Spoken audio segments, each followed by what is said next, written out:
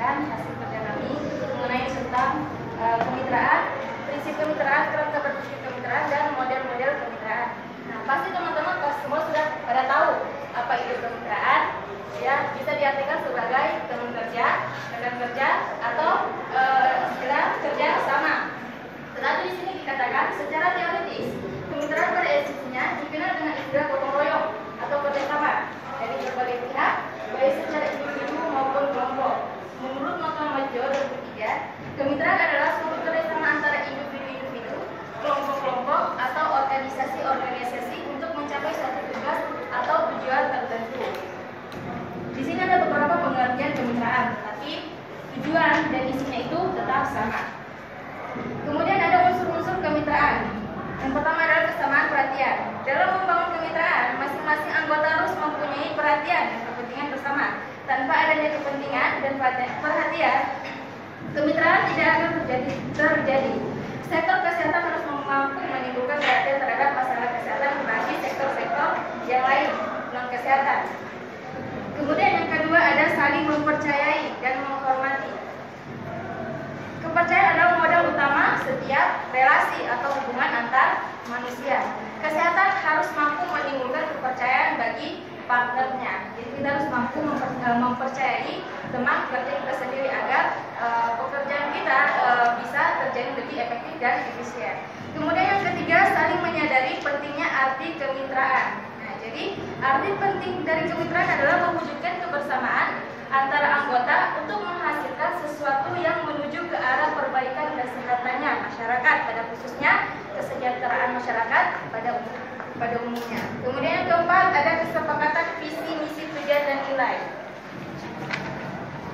Nah, visi dan misi, tujuan, dan nilai ini tentang kesehatan perlu disepakati bersama karena agar sangat memudahkan timbulnya komitmen bagi para mitra yang lain.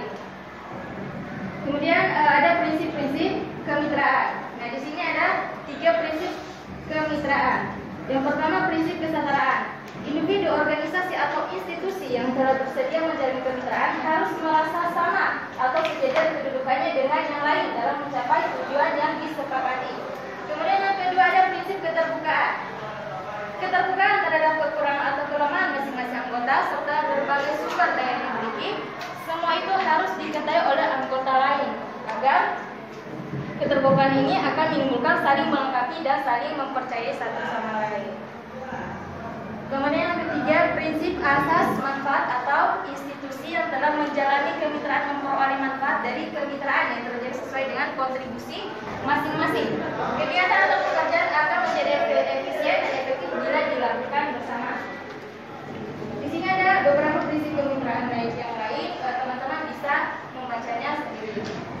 Kemudian yang terakhir, yang ketiga ada kerangka berpikir kemitraan. Yang pertama itu penjajangan. Nah, penjajangan itu bisa diartikan sebagai pertemuan. Pentingnya dilakukan penjajangan atau pertemuan dengan calon mitra lain. Yang kedua, penyamaan persepsi, penyamaan pendapat. Ya, perlu pertemuan untuk penyamaan persepsi. Kemudian yang ketiga, pengaturan peran.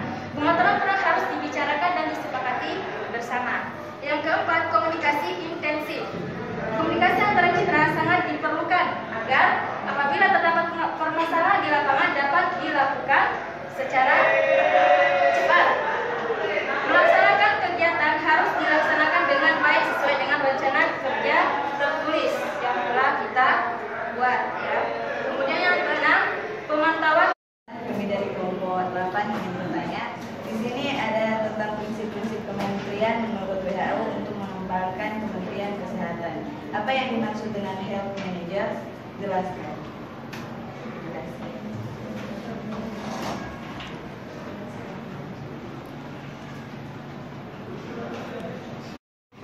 Perasaan dan kemauan sehingga dapat mendorong terciptanya suatu proses dalam pembelajaran. Menurut Brown 1973 mengemukakan bahwa media pembelajaran yang digunakan dalam kegiatan pembelajaran dapat mempengaruhi dalam Terima kasih atas kesempatan yang diberikan. Saya dari kelompok 4 akan memberikan pertanyaan kepada kelompok 8. Apa manfaat media dalam promosi kesehatan? Terima kasih.